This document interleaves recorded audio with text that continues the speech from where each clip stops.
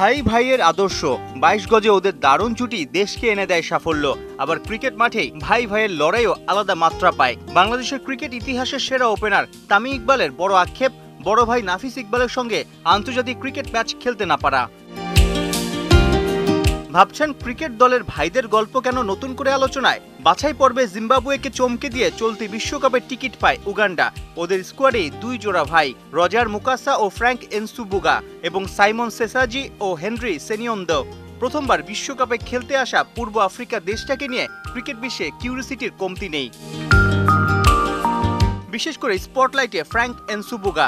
1980 সালে জন্ম নেয়া এনসুবুগা এবারের আসরের সবচেয়ে বয়স্ক ক্রিকেটার।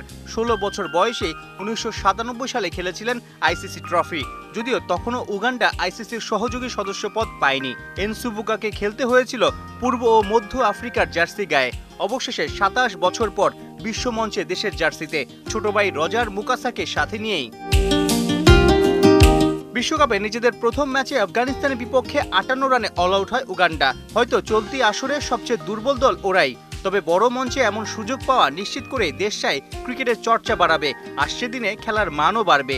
সোশ্যাল প্ল্যাটফর্মে বিশ্বকাপ স্কোয়াড ঘোষণা করেও বেশ চমক দেখায় বাহবা কুড়ায় উগান্ডা ক্রিকেট অ্যাসোসিয়েশন। এবার মাঠে প্রতিপক্ষকে চেপে ধরাই ওদের প্রধান লক্ষ্য। সাইফুল রূপক, 71। এখন Walton fridge, TV, AC, washing machine ও ফ্যান কিনে অনেকের মতো আপনিও হয়ে যেতে পারেন মিলেনিয়ার। সেরা পণ্যের সেরা অফার, ওয়ালটন মিলেনিয়ার।